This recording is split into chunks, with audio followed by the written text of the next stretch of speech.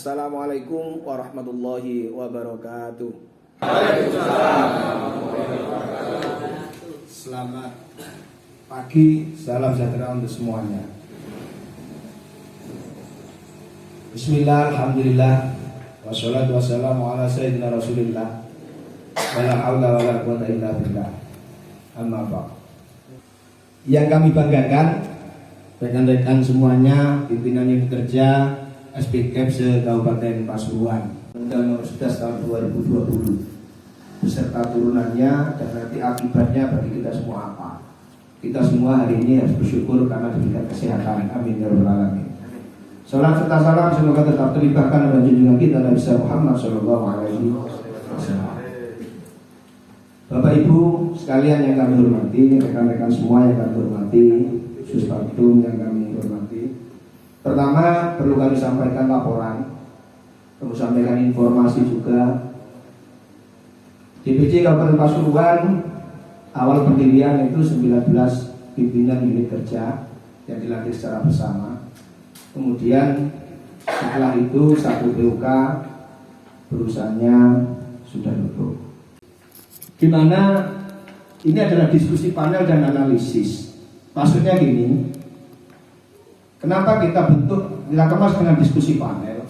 Karena kami menganggap bahwasannya rekan-rekan semuanya ini memahami tentang aturan ketenagakerjaan, khususnya yang Undang-Undang 13 tahun 2003. Kita sudah berjuang bertahun-tahun, hampir 1 tahun kita berjuang menolak Undang-Undang Ciptaker ini, tapi yang terjadi itu sudah terjadi. Undang-Undang 11 tahun 2020 apapun itu, meskipun kita lagi buka judicial review ke Mahkamah Konstitusi, ini sudah berjalan. Mau tidak mau, kita harus menyikapi, bukan hanya menyesali, tapi harus menyikapi bagaimana konsep ke depan, perjuangan buruh ke depan, perjuangan pekerja ke depan, tetap semangat untuk meningkatkan kesejahteraan pekerja dan keluarganya. Apa saudara semuanya? Karena kalau kita hanya meratapi, hanya tersulong, hanya mencemooh pemerintah, kita tidak ada jalan, kita tidak mungkin bisa terus bertahan seperti itu.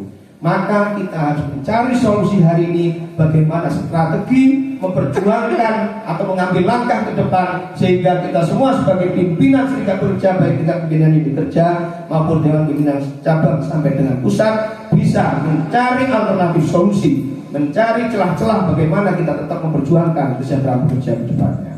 Itu yang menjadi cita-cita kita pada hari ini. Ya, tetap semangat kawan.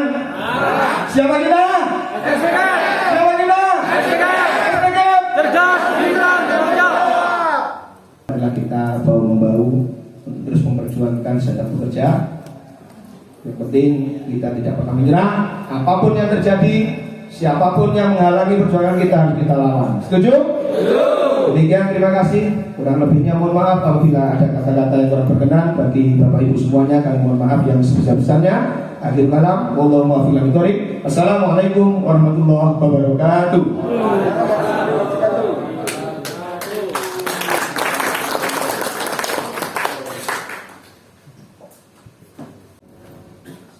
Assalamualaikum warahmatullahi wabarakatuh. Salam sejahtera untuk kita semua. Bismillah, alhamdulillah, wa syukurillah, la haula wa la quwwata illa billah. Astaghfiru rabbakum innahu kana ghaffara. Yang kami hormati dan yang kami banggakan, segenap pengurus Dewan Pimpinan Cabang Kabupaten Pasuruan, hari ini satu-satunya dari jajaran pengurus Dewan Pimpinan Cabang di seluruh Indonesia yang mendahului melakukan pemahaman dan pengkajian terkait tentang beberapa peraturan turunan Undang-Undang Cipta Kerja. Semoga pengurus Dewan Pimpinan Cabang Kabupaten Pasuruan ini menjadi satu spirit dan lentera bagi SPKEP di seluruh Indonesia. Salawat ma'asalam senantiasa kita limpahkan kepada junjungan kita Nabi Muhammad Rasulullah Sallallahu Alaihi Wasallam. Insya Allah kalau kita tetap ibadah, tetap memberikan satu uswatun hasanah beliaunya, kita akan dijamin keselamatan baik di dunia hatta akhirah. Teman-teman sekalian, bila mana memandang beberapa pasal demi pasal, kita seakan-akan sangat memprihatinkan. Salah satunya status kerja. Karena perjanjian kontrak hampir dibuka seluas-luasnya, seakan-akan tidak ada pekerja tetap. Kalau dulu ada batasan, tapi sekarang malah diperpanjang 5 tahun bisa dikontrak lama-lamanya. Dan ini merupakan satu tantangan kita, dan kita tidak perlu khawatir. Sesungguhnya kalau kita lihat dalam setiap zaman dan setiap regulasi yang ada, pasti ada celah-celah celah-celah pembedaannya. Karena bagaimanapun juga,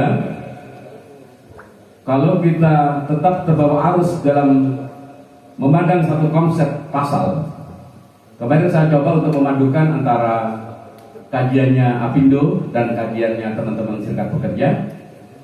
Memang ada beberapa yang kalau Apindo agak landai, tapi menegaskan bahwa bila mana ada beberapa membuka lapangan kerja baru, itu memang diperbolehkan untuk secara kontrak terus-menerus, dan dipertegas bila mana terjadi PHK ada jaminan PHK. Tapi itu adalah secara konsep redaksional di dalam peraturan pemerintah PP, ada 4 PP 34, 35, 36 dan 37.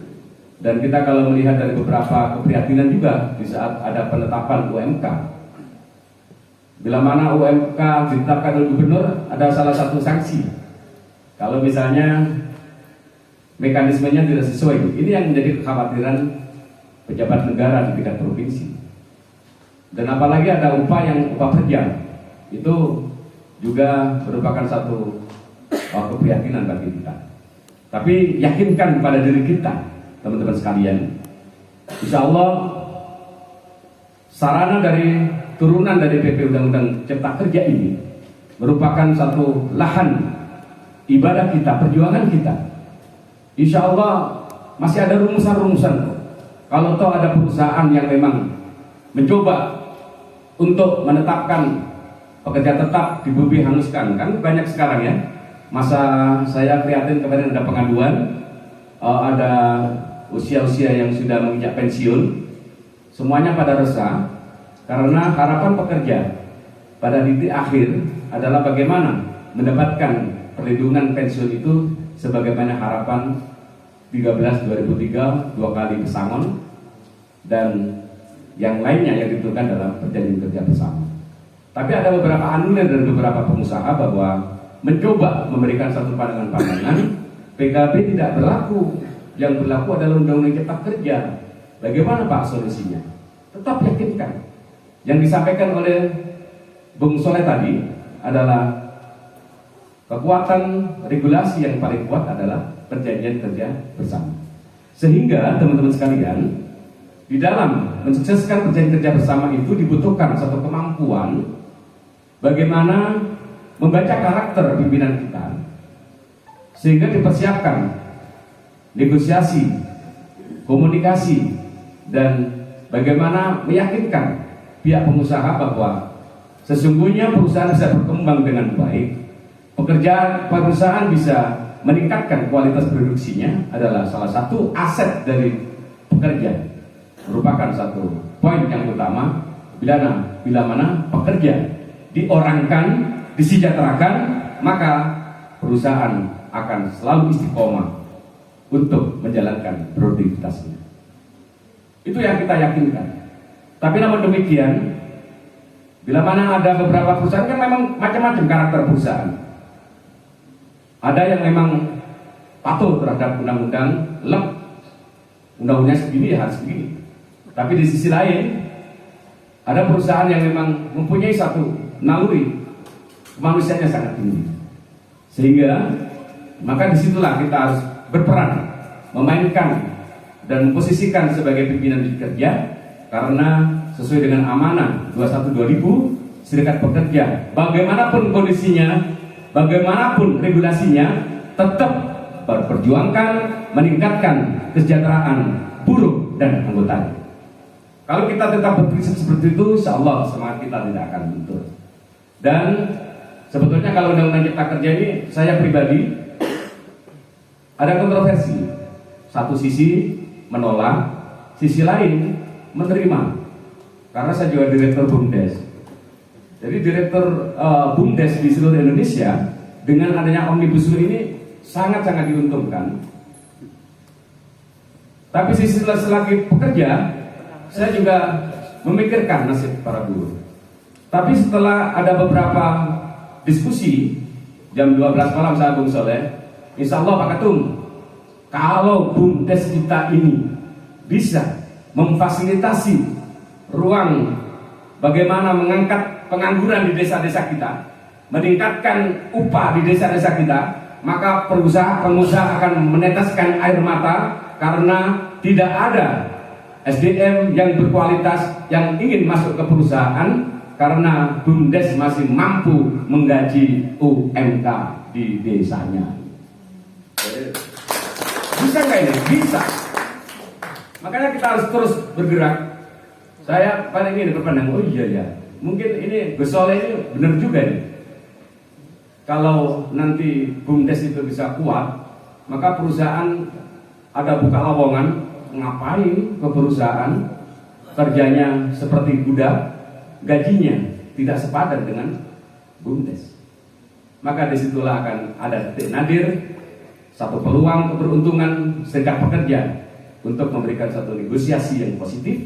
Dan tentunya hari ini menjadi kebanggaan pimpinan organisasi secara nasional karena Pasuruan sudah memulai mengkaji, memberikan pemahaman dan pandangan, memberikan ilmu pengetahuan kepada PUK-PUK sebagai garis terdepan setiap persoalan di perusahaannya. Mudah-mudahan nanti dalam diskusi panel saya minta semuanya proaktif menyampaikan bagaimana langkah-langkah yang strategis dalam menghadapi peraturan-peraturan turunan Undang-Undang Cipta Kerja, sehingga kita secara mental siap menghadapi, secara etika serta kemampuan dalam negosiasi, komunikasi akan lebih maksimal, karena sesungguhnya siapa yang akan berilmu maka derajatnya lebih tinggi daripada orang yang belum berilmu.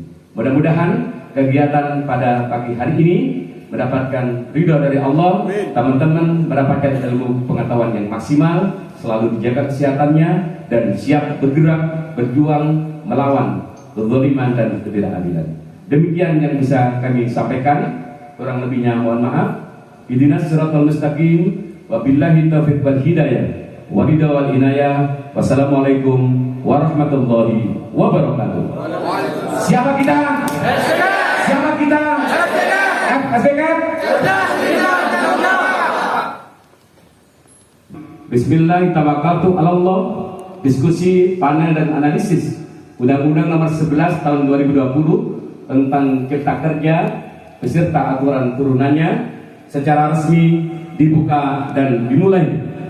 Mudah-mudahan Allah Subhanahu wa taala senantiasa memberikan hidayah dan taufiknya kepada kita semua.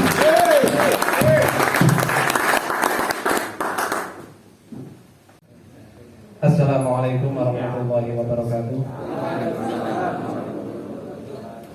A'udzubillahiminasyaitonirrajim. Bismillahirrahmanirrahim. Allahumma shalli wa sallim ala sayyidina Muhammad wa ala sayyidina Muhammad. Alhamdulillahi rabbil alamin.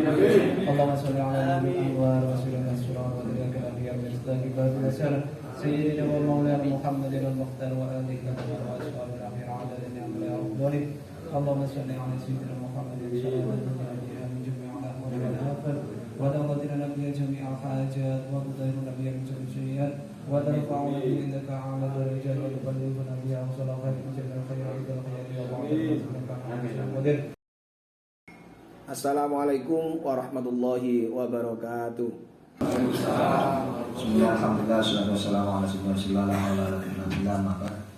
Pertama, kami tidak banyak menyampaikan.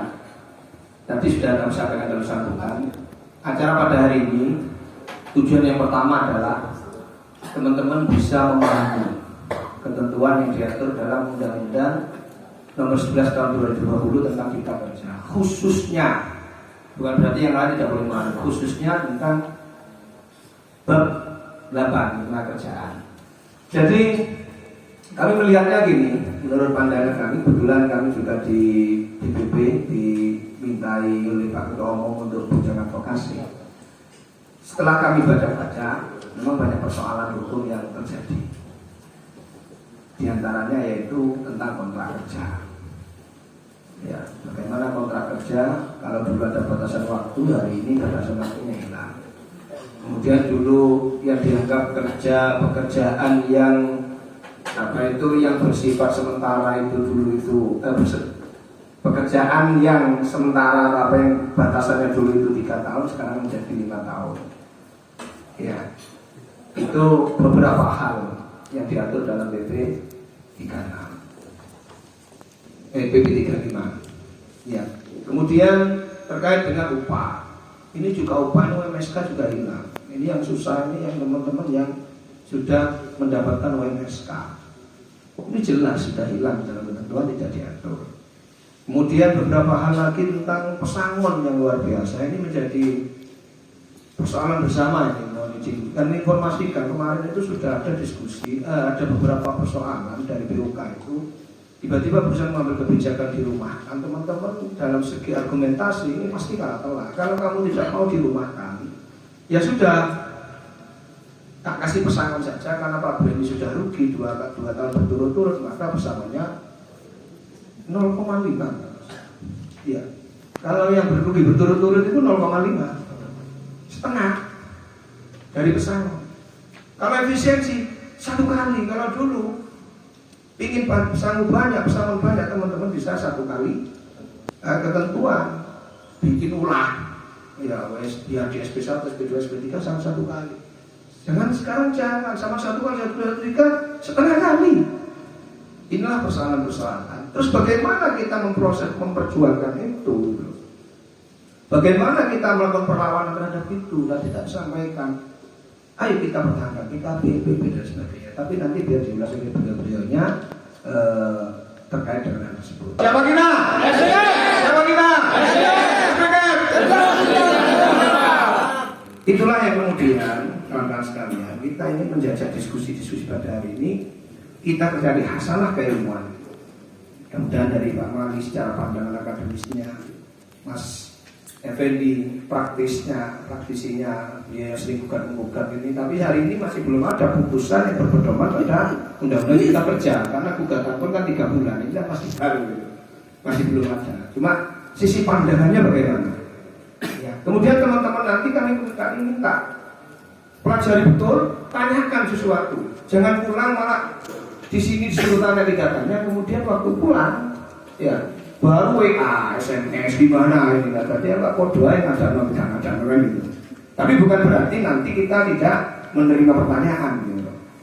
Jadi pada intinya ayo kita bahu-membahu memperjuangkan apa yang harusnya kita perjuangkan, kita bergerak apa yang harusnya kita gerakkan, dan kita bersatu untuk melawan secara bahasa melawan kezaliman. Mungkin ini yang kami anggap seperti itu.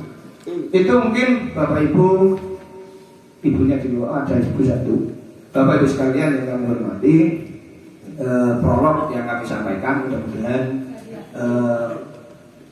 berundingan diskusi panel pada hari ini bisa kita manfaatkan semuanya. Waktunya memang nanti ini ada istirahatnya, nanti setelah istirahat kita lanjutkan kalau memang belum selesai. Kalau nanti selesai terus sudah mencapai kesimpulan semua, kami berharap juga nanti dalam sesi akhir kita buat sebuah kesimpulan, sebuah notulensi apa-apa yang kita dapat pada hari ini, pandangan-pandangan hukum. Kami berharap kawan-kawan sekretaris untuk bisa menyimpan, mendokumentasikan secara tertulis pada hari ini sehingga kita bersama-sama ke depan penguatan BUK, penguatan organisasi kita, kesejahteraan kita tidak semakin menurun. Biarlah undang-undang menurun, tapi kesejahteraan kita harus meningkat. Setuju?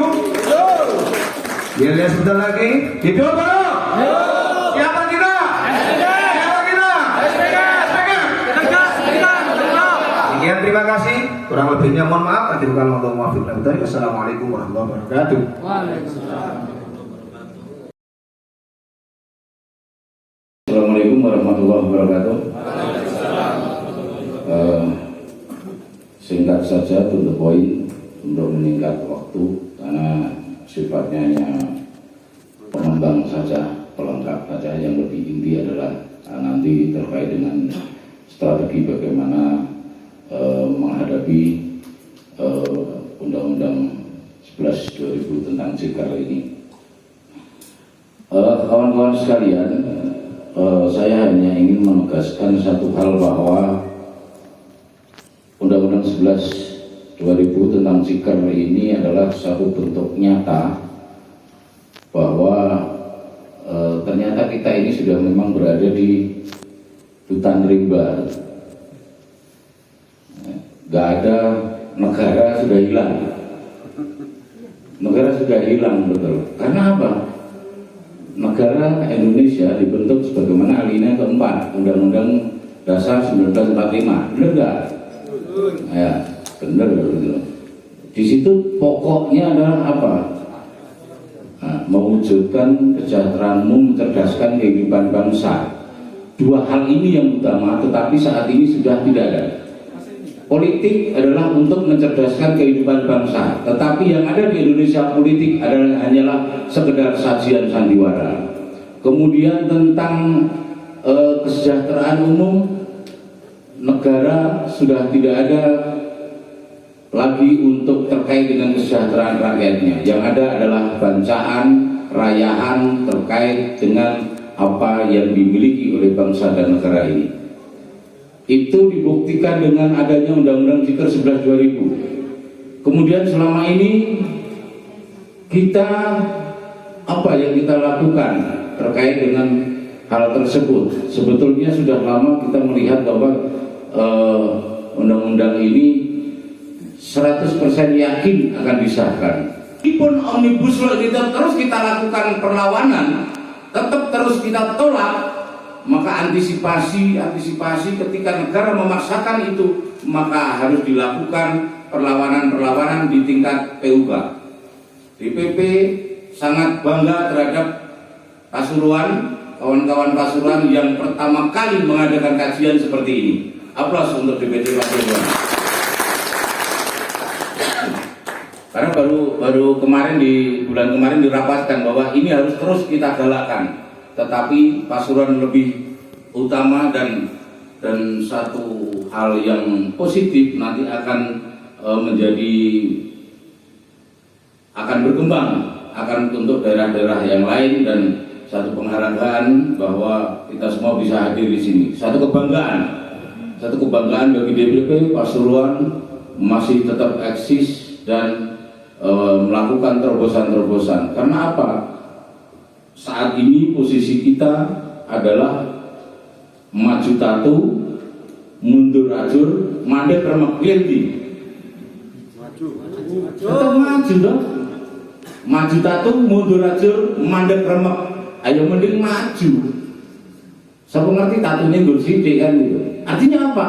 Kita diam mempercepat kematian, kita bergerak, insya Allah akan ada jalan keluar dari bencana Omnibus Law ini. Dan mohon maaf, Assalamualaikum warahmatullahi wabarakatuh.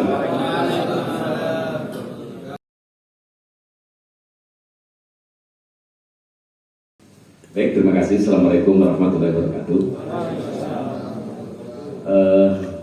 Puji syukur di tengah-tengah kita ada senior Pak Sumali, ini luar biasa. Dan ini merupakan satu berkat rahmat Allah, merupakan kelengkapan kita. Memang kalau melihat dari sisi tenaga kerja asing, kita ini juga prihatin juga di negara. Kita ini katanya pengangguran hampir 8 juta pengangguran.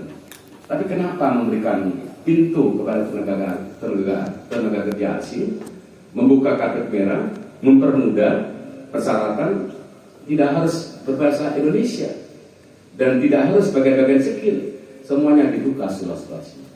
Mestinya dalam sebuah rumus bagaimana roda pemerintahan di Undang-Undang Dasar itu bisa berjalan, maka memprioritaskan rakyat dan mengurangi angka pengangguran, salah satunya harus memfilter sesuai dengan undang-undang yang terdahulu bahwa tenaga kerja asing itu mestinya hadir bagi orang-orang yang punya skill tertentu dan didampingi oleh 10 pekerja yang untuk mengembangkan kemampuannya. Jadi sekarang itulah yang memprihatinkan, dipaksakan gitu.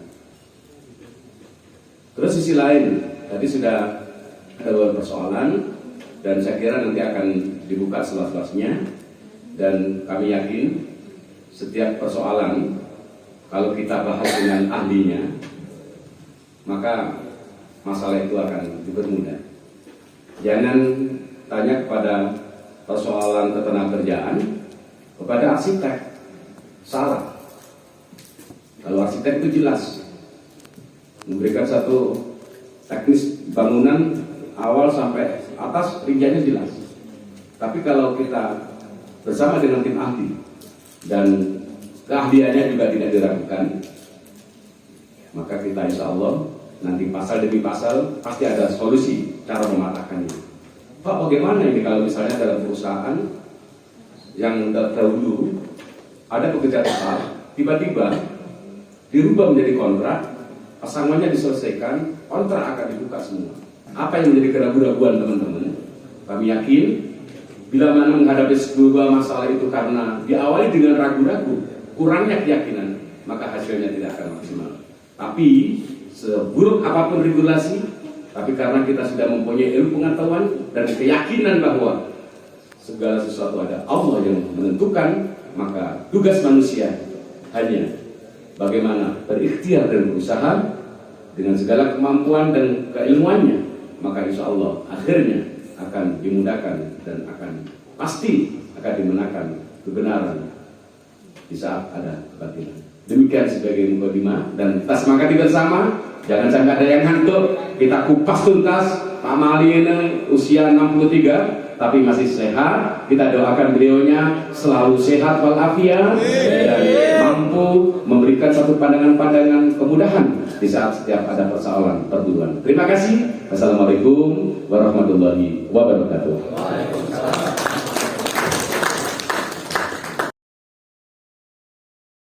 Assalamualaikum warahmatullahi wabarakatuh.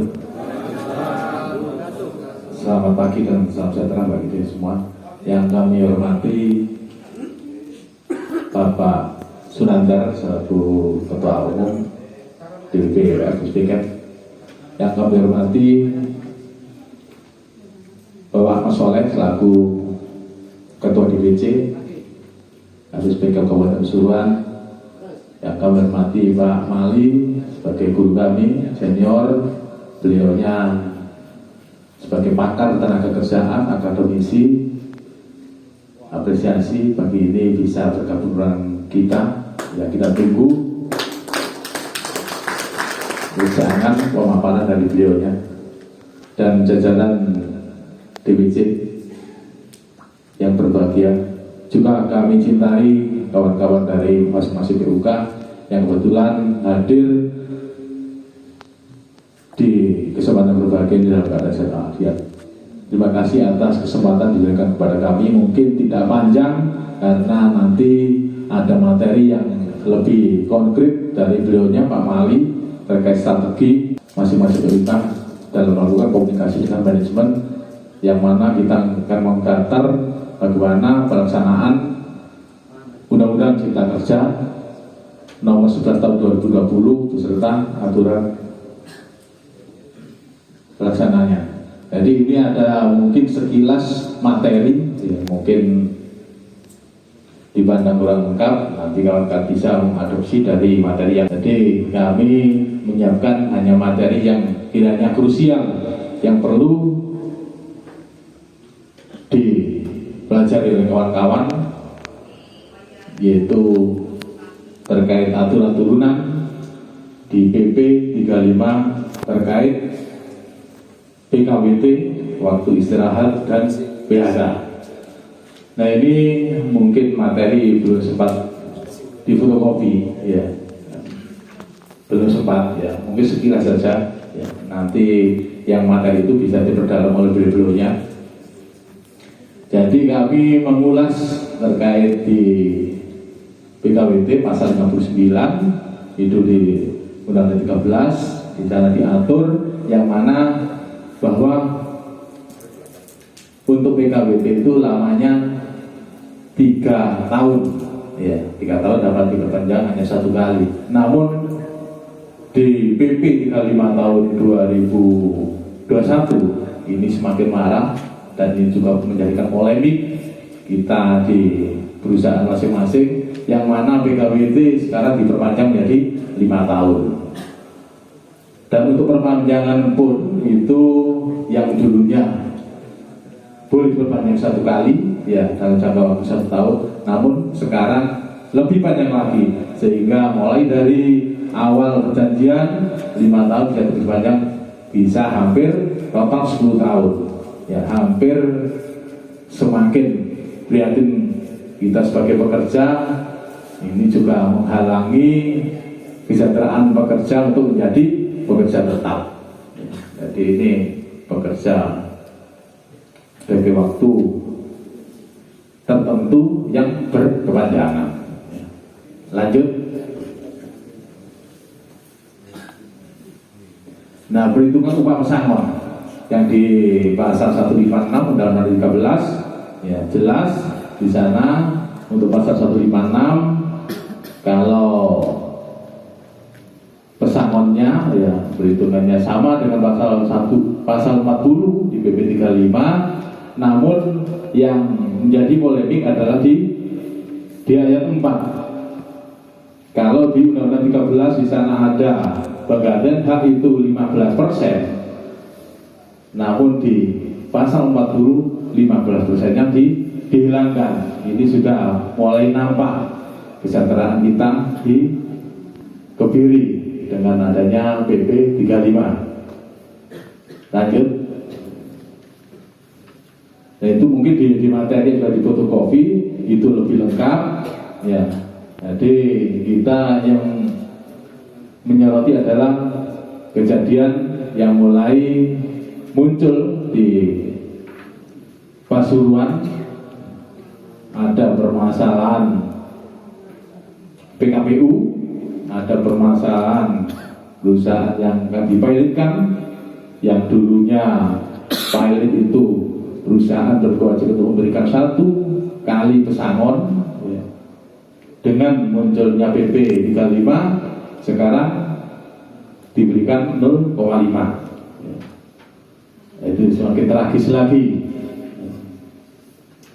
Nah, ini yang di pasal 156 ya, yang huruf C penggantian perumahan serta pengobatan dan perawatan ditetapkan 15% ya. Namun di PP 35 di sana dihapus ya. Sehingga kalau kita berdalam lagi untuk pekerja yang sudah lama yang masa kerjanya 24 tahun, yang awalnya itu dengan pakai Undang-Undang 13 2003 totalnya itu adalah 32,2 kali upah, sekarang dengan PP 35 maka perhitungannya totalnya apa? Mendapatkan 25,75, karena bagi pekerja yang pensiun karena usia ya, karena usia yang dulunya mendapat 2 kali pesangon, dengan PP yang baru ini hanya 1,75 ya. Jadi mungkin kami singkat karena kawan-kawan belum menerima materi fotokopi ya, mungkin sekilas saja ya. Justru yang tragis itu adalah pekerja yang pensiun karena usia itu dikurangi, yang tetap hanya pekerja yang pensiun karena meninggal dunia ya, mendapatkan 2 kali pesangon, namun tetap terkurangi di ayat 4-nya yang 15% dihilangkan ya. Jadi terkait pekerja yang karena PHK karena pilot itu yang betul-betul terasa ya, sangat dirugikan, termasuk PKPU ya, yang mana sampai hari ini kita ketahui bahwasanya ada salah satu PUK kita yang sudah mulai mengarah ke PKPU ya. Nah, untuk kawan-kawan yang sampai saat ini belum merasakan apa yang ada terkait itu PP 35 tahun 2021, maka kita harus antisipasi Ya. Jadi itu yang mungkin sekilas terkait materi yang kami sampaikan tadi terkait PKWT dan PHK. Ya. Nah, sebagai tambahan mungkin di luar materi ini, bagaimana strategi kita, teman-teman PUK, ya.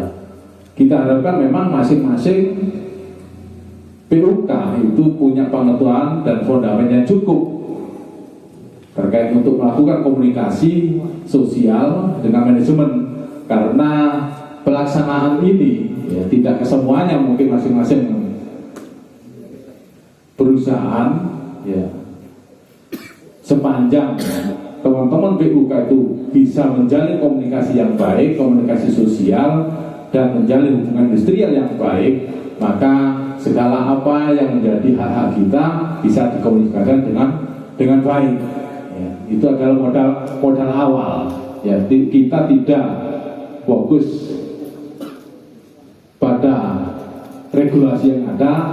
Pertama adalah modalnya adalah komunikasi yang baik dengan pihak perusahaan, dengan teman-teman yang mempunyai pengetahuan yang cukup, fundament yang kuat ya, untuk berargumentasi yang baik, maka kami optimis apa yang diharapkan oleh teman-teman anggota, teman-teman pekerja di masing-masing perusahaan itu bisa tercapai dengan baik. Itu mungkin yang bisa sekilas bisa kami sampaikan. Ya, lebih detailnya teman-teman bisa mendengarkan apa yang disampaikan dari kawan dari bidang advokasi DPD Provinsi Jawa Timur, Bapak Pendi, dan yang terakhir nanti yang finalnya adalah dari beliaunya Bapak Sumali selaku pakar tenaga kerjaan. Ya, kiat-kiat dan modal kita, strategi kita bagaimana untuk mengcounter, menghadapi kebijakan-kebijakan yang ada di masing-masing perusahaan. Itu mungkin dari kami sekilas. Apabila ada hal yang kurang berkenan, kami mohon maaf yang sebesar-besarnya. Akhir kalam, wassalamualaikum warahmatullahi wabarakatuh.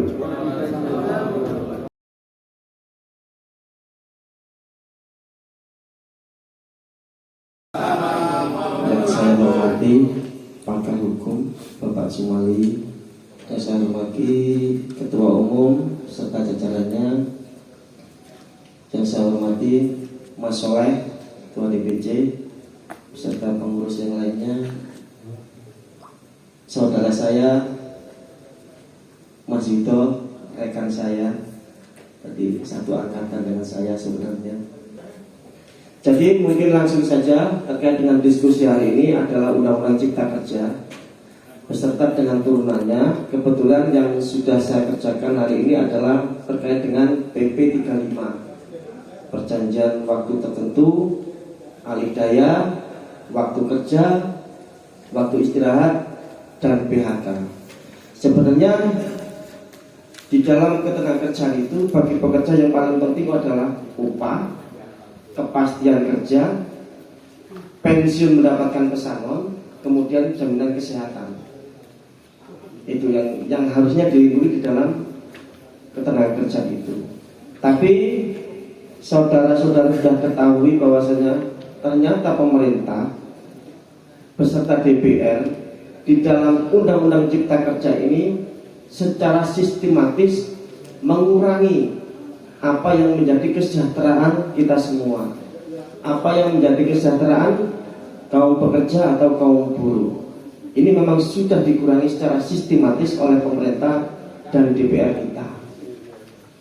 Jadi itu. Jadi oke, mungkin langsung ke pokok materi. Seperti yang disampaikan Mas Yudo tadi, saya kutip sedikit terkait dengan PKWT di pasal 59 di Undang-Undang 11 2020. Ini ayatnya, ini pasalnya, bunyinya seperti ini. Jadi kalau di Undang-Undang 13 2003, seingat kita ada 7 ayat, 8 ayat. Jadi ayat yang dihilangkan adalah terkait dengan masalah perpanjangan kontrak, perpanjangan PKWT, kemudian jangka waktu PKWT, kemudian syarat-syarat yang memenuhi PKWT. Kalau tidak salah seperti itu. Ini dipangkas menjadi 4 pasal. Kemudian pasal turunannya di PP 35 ini adalah langsung menanam bawahnya. Nah ini, coba kita pahami dulu. Pasal 4 PKWT itu didasarkan atas jangka waktu B selesainya suatu pekerjaan tertentu. Ayat 2 ini yang harus kita pegang, yaitu PKWT tidak dapat diadakan untuk pekerjaan yang bersifat tetap. Ini kunci. Ini kunci yang harus kita pegang. Pekerjaan yang bersifat tetap. Kira-kira di perusahaan sampean, saudara-saudara ini, kan pasti tahu bagian-bagian mana yang pekerjaannya itu bersifat tetap. Contoh di perusahaan karung. Ada nggak di sini perusahaan karung? Ada, mana? Oke, perusahaan karung. Di perusahaan karung itu pasti ada yang bagian ekstruder, bikin benang, benar. Bagian loom, merajut karung, ya. Itu adalah salah satu contoh pekerjaan yang bersifat tetap, termasuk QC, quality control, benar. Itu sifatnya tetap. Jadi kalau ada di bagian ekstruder, bagian loom atau bagian quality control ada pekerja kontrak, maka ini adalah batal demi hukum. Jadi gambarannya seperti itu. Meskipun itu bukan core bisnis atau pekerjaan inti dalam suatu perusahaan, tetapi sifat pekerjaan yang bersifat tetap itu tidak boleh di PKWT. Contoh security. Security kan dari awal sampai akhir kan pasti ada security. Nggak mungkin nggak ada security perusahaan. Itu tidak boleh di PKWT. Meskipun tidak ada hubungan langsung dengan produksi. Jadi ini yang harus kita kunci di dalam proses PKWT. Tapi yang selama ini kita terjebak kepada hal-hal yang bukan merupakan inti dari PKWT itu. Contohnya apa? Perpanjangan berapa kali, masa kontraknya berapa tahun. Itu nomor sekian. Yang paling utama adalah bukan pekerjaan yang sifatnya tetap. Itu ya. Ini adalah kunci kita di situ. Next, Mas Tato. Nah, ini adalah syarat-syarat tambahannya. Tuh. Pekerjaan yang bersifat waktu tidak terlalu lama, pekerjaan yang bersifat musiman. Musiman itu seperti pabrik gula. Musim tebu berarti produksi, kalau tidak musim tebu libur. Itu contohnya seperti itu. Pekerjaan berkaitan dengan produk baru, saya kira teman-teman tahu produk baru. Tapi hal-hal yang bersifat baru lah itu. Ya. Next. Nah ini lamanya. Pekerjaan yang diperkirakan penyelesaiannya dalam waktu yang tidak terlalu lama. Dimaksud dalam pasal 5 ayat 1 dilaksanakan paling lama 5 tahun. Paling lama 5 tahun. Kalau yang di Undang-Undang 13 2003 itu paling lama 3 tahun. Diperpanjang 1 tahun, diperpanjang 1 tahun, bisa diperpanjang 1 tahun lagi. 3 kali perpanjangan dalam jangka waktu 3 tahun. Tapi kalau di PP 35 ini adalah ini 5 tahun. Tapi ayat 2 dalam jangka waktu PKWT sebagaimana dimaksud ayat 1 akan berakhir dan pekerjaan yang dilaksanakan belum selesai, maka dapat dilakukan perpanjangan PKWT dengan jangka waktu sesuai kesepakatan antara pengusaha dengan pekerja dengan ketentuan jangka waktu keseluruhan beserta perpanjangan tidak boleh lebih dari 5 tahun. Artinya ketentuan waktu pokok tadi 5 tahun, tetapi ini masih bisa diperpanjang lagi maksimal 5 tahun. Jadi 10 tahun. Ini disampaikan oleh Mas Yuto. Perpanjangan seperti itu. Ya. 10 tahun. Tapi ingat seperti yang perlu kita garis bawahi yang paling keras tadi adalah bukan pekerjaan yang bersifat tetap. Itu kunci utama di dalam PKWT. Lanjut, nah, menjadi catatan kita adalah semakin memberikan peluang kepada pengusaha untuk melakukan perpanjangan kontrak selama 10 tahun. Peluangnya besar sekali. Kalau dulu hanya 3 tahun, lebih dari 3 tahun adalah menjadi pekerja tetap, batal demi hukum PKWT-nya. Sekarang bisa diperpanjang 10 tahun. Setelah 10 tahun bagaimana? Ya otomatis nggak akan dipakai lagi, cari pekerja yang baru. Ini kan pola pikir pengusaha kan seperti itu. Meskipun nanti akan memberikan uang kompensasi, itu kalau dijalankan. Kalau tidak bagaimana? Ya masuk perselisihan.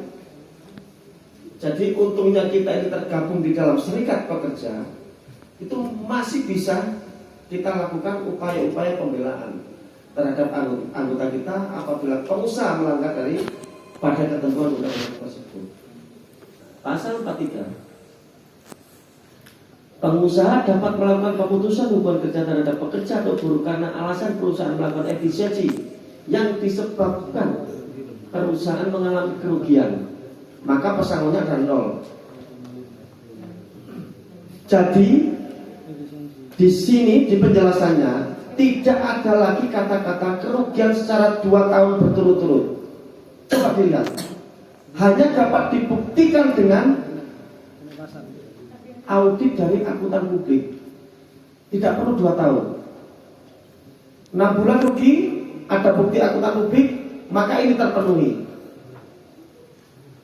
Kalau dulu bahasa kerugian harus dibuktikan melalui audit akuntan publik secara 2 tahun berturut-turut ruginya.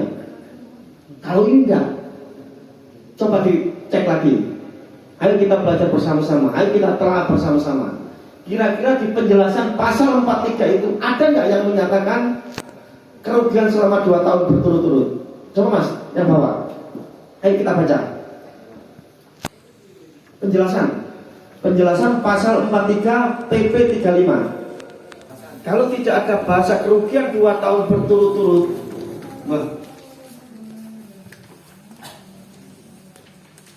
ayo kita diskusi ini, ayo saling itu. Cukup jelas. Pasal 43 ayo. 43.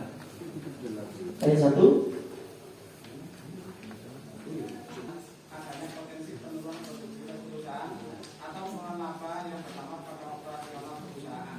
Itu yang mencegah kerugian. Kalau yang ini, yang pasal 43 disebabkan kerugian. Ayat satunya perusahaan mengalami kerugian dapat dibuktikan antara lain berdasarkan hasil audit internal atau audit eksternal. Itu. Nanti tidak ada bahasa kerugian secara selama 2 tahun berturut-turut. Ya? Ini banyak. Artinya apa? Sudah syarat-syarat PHK dipermudah oleh pemerintah terhadap kita. Ya? Jadi rugi 6 bulan, 1 tahun. Ketika dibuktikan itu tadi, maka sudah memenuhi syarat untuk melakukan PHK. Pesangonnya hanya setengah. Kalau dulu 1 kali, kalau sekarang setengah. Tuh. Perusahaan melakukan proses efisiensi, mendapatkan 1 kali ketentuan, plus 2 bulan upah, plus THR, di atas PP 35. Kadang-kadang pengurus serikat pekerja yang ngotot menolak, anggota sing gogo kabeh. Nah ini yang kita lakukan ini, kita tingkatkan soliditas. Kemudian terakhir apa? Hindari setiap perselisihan itu ke arah PHK. Hindari setiap perselisihan itu ke arah PHK. Karena kita akan kalah di pengadilan. Saya yakin kita akan. Kalau kekuatan kita di pengadilan ini sangat berkurang dengan lahirnya PP 35, dengan lahirnya Undang-Undang 11 tahun 2020, Undang-Undang Cipta Kerja ini. Jadi itu yang mungkin sedikit gambaran dan sedikit solusi yang dapat saya sampaikan. Nanti kita akan diskusi, tanya jawab. Kalau bisa saya jawab, saya jawab. Kalau nggak bisa saya jawab, biar dijawab sama Pak Sumali. Pak Sumali ada pakar hukum. Jadi mungkin itu saja yang saya sampaikan. Kurang lebihnya mohon maaf. Saya akhiri. Assalamualaikum warahmatullahi wabarakatuh.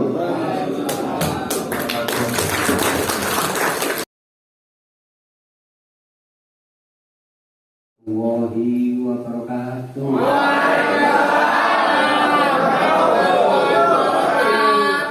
Saudara, saya selalu senang sekali karena Anda itu punya semangat. Semangatnya itu karena Pasuruan itu religius, maka semangatnya itu jihad. Ya, karena apa? Ketulusan itu bukan diucapkan. Sebab apa? Gajah di muka mata tak tampak, kuman di seberang lautan tampak. Melihat orang itu jangan jadi blegernya, orang pakai dasi, necis, ternyata debt collector. Loh itu kan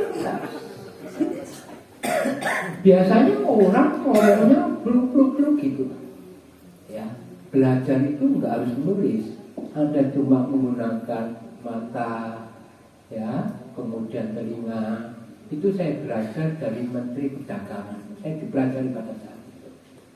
Karena saya pernah menjadi staf ahli di Menteri Perdagangan sana. Rasuna Said, Menteri Perdagangan. Kebetulan menteri saya itu Gita Wirawan. Laporan setumpuk itu hanya 10 menit. Pak Mali, ayo laporkan. Ya Pak, ini pertama itu sekjennya. Ayo laporkan Bu Sri. Oh ini 10 menit, gak bisa Pak, ini besar ini. Ayo itu sudah berapa detik Anda bicara? Oh ya Pak, bisa ini makasih Anda. Berapa detik lagi Anda hilang? Ya. Jadi apa? Itu ingat kita, keingatan kita. Ya. Nah, keinginan kita apa? Kita ingat pada filosofi Descartes. Cogito ergo sum. Saya berpikir karena saya ada. Kalau serikat pekerja yang lainnya tidak berpikir masalah penginjak-injaan, peropek-ropekan hak buruh, itu bukan serikat pekerja. Karena apa? Saya berpikir karena saya ada. Berpikir adalah bertanya. Bertanya adalah mencari jawaban. Mencari jawaban adalah mencari kebenaran. Apakah benar Undang-Undang 11 2020 itu melindungi segenap bangsa, khususnya buruh? Yang kita tanyakan itu dulu. Apakah benar? Karena apa? Untuk membentuk pemerintahan yang bertujuan melindungi segenap bangsa jatuh pada. Apakah undang-undang itu melindungi segenap bangsa? Ya, itu dasarnya pertama, melindungi. Karena apa? Banyak ahli hukum tata negara hal itu belajar masalah perlindungan, tapi tidak memegang teguh. Ahlinya keempat, ya, yang fungsi tujuan pemerintah adalah melindungi segenap bangsa. Apakah melindungi? Ya. Tidak sekarang ini. Sekarang ini terjadi pengambil alihan hak milik privat. Ya, kekayaan Anda sudah bertumbuh. Karena apa? Kalau kita bicara masalah benda, ada yang belajar hukum, biasanya kita diberikan masalah hukum benda itu. Ya, benda itu berwujud tidak berwujud. Yang ada mungkin yang akan ada. Lah, hak pensiun itu merupakan hak milik Anda. Anda bangun rumah lantai 2, kemudian dipangkas menjadi lantai 1. Ini kejadian uang pesangon PHK sekarang. Makanya pada saat tahun 2016, saya disuruh menjadi fasilitator demokrasi langsung. Tidak ada penguasa itu melindungi rakyatnya. Kenapa? Karena money politik. Semakin banyak pilkada, pilpres, misalnya katakan gitu, semakin negara ini akan dirusak oleh utang-utang. Akhirnya apa? Tergantung apa? Pengusaha. Pengusaha ini apa? Pengusaha ini apa? Pengusaha ini Cina. Becik-becik nek ono, makanya Cina itu butuh awakmu. langsung sedok penduit. Tidak lepas. Kalau nggak butuh, nggak mungkin hubungi Anda lagi. Loh, itu mulai kecil ya. Jadi mulai SD itu mulai ke Cino-Cino tak ngono. Makanya sejak saya ngajar tahun 87 sudah saya wanti-wanti, awas. 10 tahun lagi akan terjadi bahaya kuning. Ya, bahaya kuningnya apa? Bahaya Cino. Ya, sama seperti ini, pemerintah kita itu pro pada RRC. RRC itu tidak mengakui hak milik pribadi seseorang. Padahal uang pesangon itu Anda sudah bekerja 10 tahun, kemudian dipangkas cuma diganti seharusnya 1 kali. Yang 1 kali itu harus dibayar dulu seharusnya. Kenapa? Itu kok benda itu yang ada maupun yang akan ada. Sama Anda naruh uang ya di bank, bunga wis gak ono, pokoknya ya dipotong. Apakah mungkin? Itu alasan pertama kalau Anda membentuk PKB. Apa mungkin Pak saya Pak? Sudah 2 kali dipotong ini, padahal Undang-Undang 11 2020 itu tidak berlaku retroaktif, tidak berlaku surut.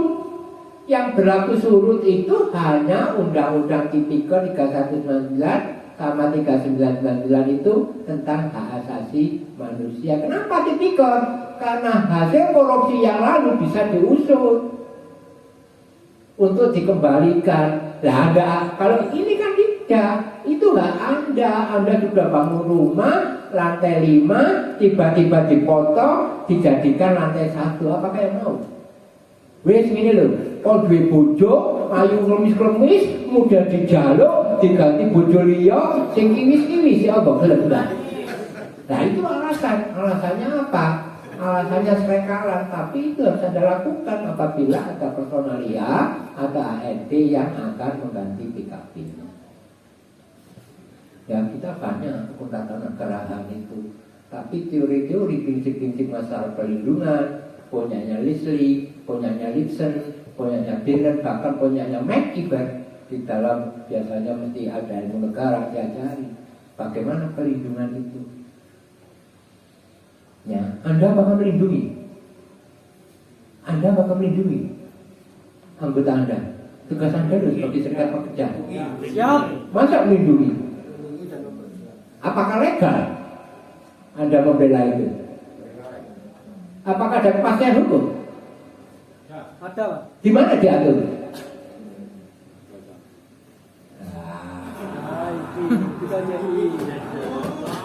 Itu yang perlu Anda pahami, itu ada dalam pasal 4. Tugas pokok serikat pekerja adalah melindungi, melayani, meningkatkan kesejahteraan anggota dan keluarga. Untuk melindungi itu, serikat pekerja sebagai wakil dalam pembuatan PKB, sebagai wakil dalam penyelesaian perselisihan hubungan industrial, sebagai wakil dalam lembaga kerjasama, sebagai wakil dalam menciptakan hubungan industrial yang harmonis, sebagai wakil dalam perannya lembaga yang terakhir itu yang sulit, itu memiliki saham di perusahaan. Kalau Anda bersatu, perusahaan itu mengatakan pahit, saya beli Pak. Berapa pesangon saya itu yang untuk membeli perusahaan ini, saya ikut saham, maka PUK adalah pemilik saham di situ. Apa nggak berani ada di situ?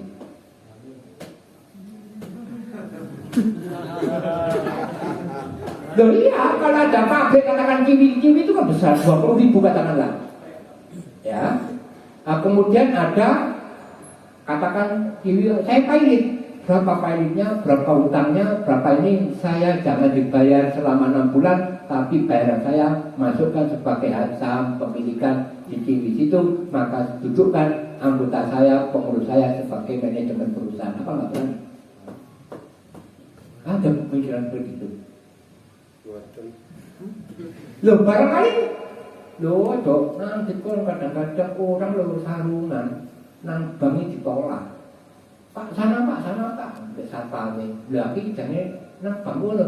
Sana Pak. gregetan telu rayimu regane piro buka sarunge ditokok duwe iki lho pakai nabung. Sandhalan jepit nggih sarung nang bank kuwi ditolak. Gak percaya itu bang.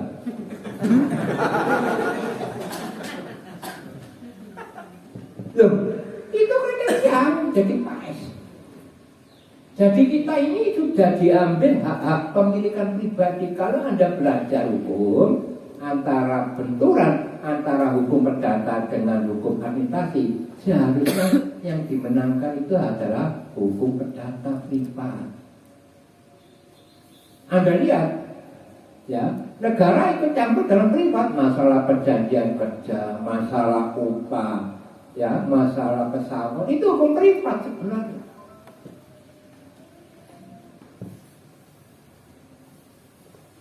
Ya, itu baru lindungi, ya. Jadi Anda harus paham pasal 4 Undang-Undang 21 tahun 2000 tentang serikat pekerja. Kalau Anda sudah paham, maka tupoksi Anda itu akan lebih kuat, bukan pokok dan fungsi. Assalamualaikum warahmatullahi wabarakatuh. Saya Ahmad Saihu, saya ketua Divis masih baru, jadi memang banyak yang saya bertanyakan, cuma sedikit saja satu. Jadi di perusahaan kita itu PKB-nya sudah akan berakhir, sedangkan perusahaan ingin ketika perundingan kayaknya ingin memasukkan beberapa poin yang ada di Ciptaker. Otomatis kan kalau melihat dari beberapa pasal itu kan memang kayaknya banyak yang negatif untuk dampak ke buruh. Yang saya bertanyakan bagaimana cara atau strategi untuk mempertahankan isi PKB yang kemarin sudah bagus. Yang kedua, dasar hukum apa yang nantinya kita pakai dalam perundingan tersebut ketika perusahaan memaksakan memakai dasar undang-undang di Ciptaker tersebut. Jadi saja, terima kasih. Jadi terkait dengan PKB, sekali lagi saya sampaikan, tekniknya adalah sebelum masuk isi perkaranya, buat dulu tatipnya. Ya. Tatipnya misalnya PKB ini dibahas berapa lama, ya kan? Kemudian cara-caranya seperti apa? Dan tentunya di dalamnya prinsipnya PKB itu adalah dasarnya kesepakatan, ya kan? Kalau toh nanti tidak sepakat, itu bagaimana? Itu diatur di dalam tatip. Ya. Jadi teman-teman jangan sampai mempunyai pemikiran kalau PKB ini berakhir atau masa berlakunya sudah habis, itu kembali kepada undang-undang. Enggak.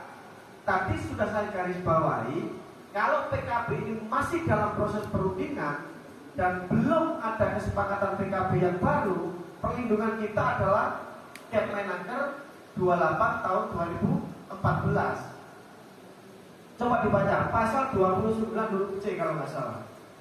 Perlindungan kita itu di PKB. Jadi teman-teman jangan sampai buru-buru. Bagaimana kalau ini perusahaan mau menyampaikan poin undang-undang cipta kerja? Nggak apa-apa, ditolak aja. Atau mungkin ada win-win solusi lain. Jangan mutlak kepada undang-undang cipta kerja. Karena dasar PKB adalah kesepakatan. Begitu tidak ada kesepakatan, maka PKB ini tidak akan bisa ditandatangani bersama. Berarti nanti bisa masuk ke ranah perselisihan. Terus bagaimana posisi hukumnya? Tetap berlaku PKB yang lama. Jadi kita perkuat perundingan di PKB, kita lakukan diskusi dengan teman-teman kita, pengurus kita terkait dengan rencana apa yang akan kita lakukan. Strategi apa yang kita lakukan menghadapi perusahaan yang pasti akan memasukkan undang-undang cipta kerja di dalam poin-poin PKB. Jadi jangan khawatir kalau PKB ini mati, tidak aktif, sudah tidak berlaku, akan kembali ke undang-undang. Enggak, tetap berlaku. Karena dasar hukum kita adalah Kepmenaker 28 tahun 2014 tentang tata cara pembuatan pengesahan perjanjian kerja bersama. Pasal 29 huruf C. Per Januari masih dibayar 30 kali, Februari full belum terbayar. Rencana mau diberhentikan semua. PP perusahaan sudah nggak berlaku, berubah, nggak ada PKB. Terus yang kedua, kami dari karyawan masalah tarikan BPJS sudah dipotong, tapi pihak perusahaan belum mencatat ke BPJS. Itu terhitung mulai bulan April belum terbayarkan.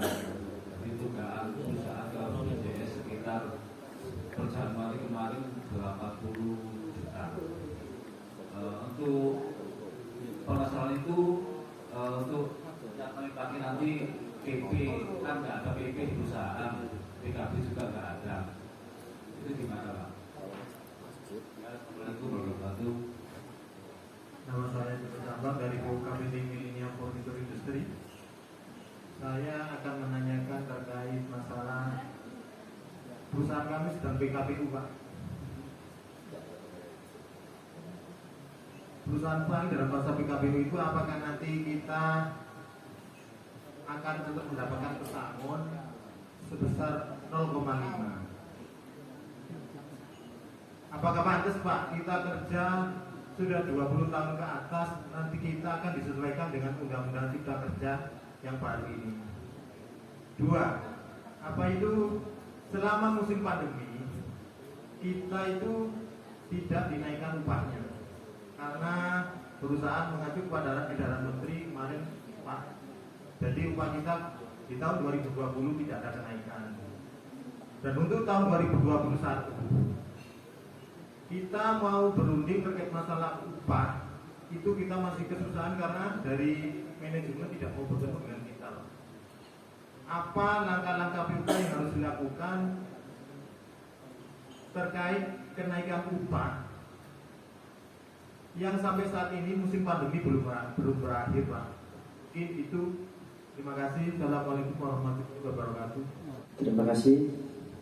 Yang pertama terkait dengan Mas Budi Haryanto, terkait dengan masalah peraturan perusahaan Mas ya sudah tidak berlaku. Tadi tidak berlakunya kapan Mas?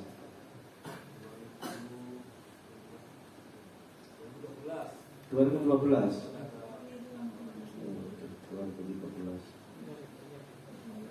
Berarti gini, kalau memang itu sudah tidak ada PP atau PKB, karena sudah dibentuk serikat pekerja, maka teman-teman harus mengajukan untuk pengajuan pembuatan perjanjian kerja bersama. Itu yang pertama, karena itu adalah hak dari teman-teman untuk mengajukan pembuatan PKB. Kemudian terkait dengan BPJS yang sudah dipotong kami belum disetorkan, ini sudah menjadi ranah pidana, karena ketika teman-teman dipotong gajinya untuk iuran BPJS tapi tidak disetorkan, itu sudah masuk ranah pidana. Itu kalau tidak salah sudah diatur di pasal 19 kalau tidak salah undang-undang tentang BPJS. Tadi itu bisa langsung dilaporkan ke pengawasan terkait dengan apa yang dilakukan perusahaan terkait dengan pemotongan, tapi siapkan seluruh alat buktinya. Alat buktinya yang pertama itu adalah BPJS Kesehatan apa tenaga kerja? Tenaga kerja. Kalau tenaga kerja itu baru diketahui biasanya ketika itu tidak disetorkan, ketika teman-teman mau ambil JHT. Itu tidak bisa keluar karena ada tunggakan dari perusahaan. Biasanya seperti itu. Tapi teman-teman juga bisa melakukan tindakan lain, yaitu meminta keterangan dari BPJS Ketenagakerjaan untuk melengkapi bukti bahwasanya teman-teman pekerja sudah dipotong dan dilengkapi bukti dari BPJS keterangannya itu perusahaan tidak menyetorkan dari potongan itu. Itu bisa dilakukan. Tapi setelah mendapatkan bukti itu, adukan kepada pengawal ketenagakerjaan di provinsi untuk dapat ditindaklanjuti. Karena ini adalah ranah pidana sudah terkait dengan tidak disetorkannya potongan BPJS. Kemudian dengan Mas Joko Sambang ini yang agak sulit ini karena kondisi perusahaan PKPU, pesangonnya apakah mendapatkan setengah ketentuan saya berbicara regulasi aja mas. Kalau regulasinya seperti itu, maka ya mau nggak mau harus diterima itu. Karena yang saya alami sekarang menghadapi PKPU itu ada dua teori. Karena di dalam PKPU pilot itu ada 3 sifat kreditur. Preferen, artinya didahulukan atau istimewa. Separatis, itu adalah kreditur pemegang jaminan kebendaan. Konkuren, itu di luar jaminan kebendaan, biasanya supplier. Luar biasa diskusi pada sore hari ini. Tapi tentunya ini masih belum lengkap kalau tidak ada penyampaian dari Ketua DPC untuk sedikit menyampaikan akhir prolog pada siang hari ini menjelang sore. Terima kasih moderator yang telah mengawal proses diskusi panel. Tadi saya menanggapi yang disampaikan atau menyampaikan apa yang disampaikan oleh Pak Sumali, bahwasanya hari ini memang sebetulnya apa yang diinginkan beliau itu sudah kita lakukan, memang dalam perkembangan yang beda. Diskusi pada hari ini, kenapa kami sampaikan diskusi panel? Kemudian ada yang namanya analisis.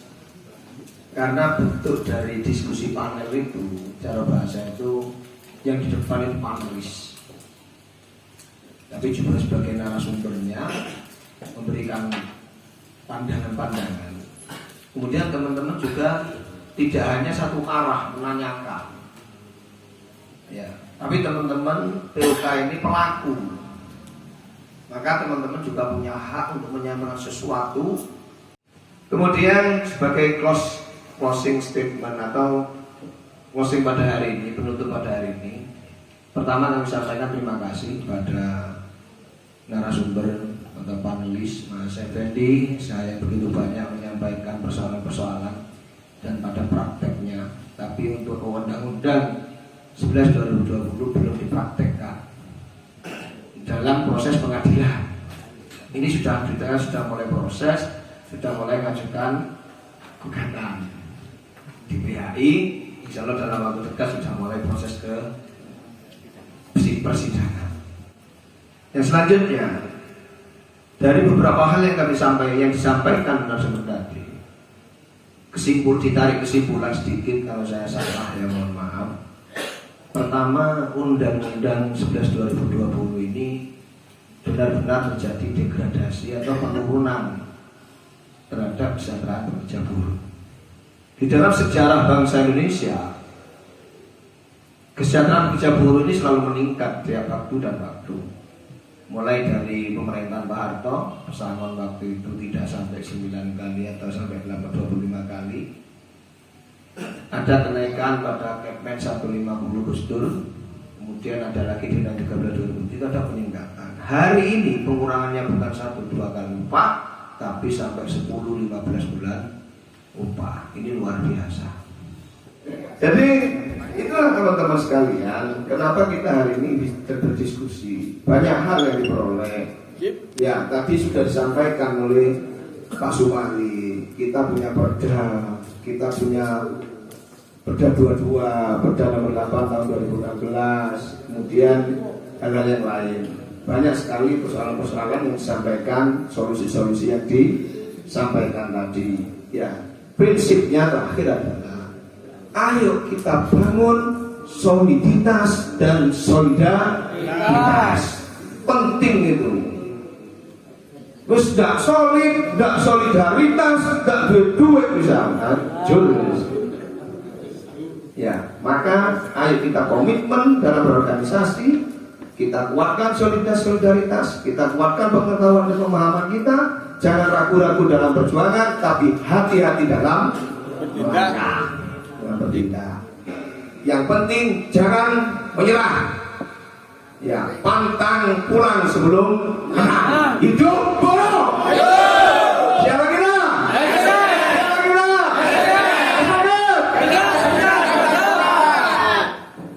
SPKK, SPI tepuk tangan. SPKK, SPI tepuk tangan.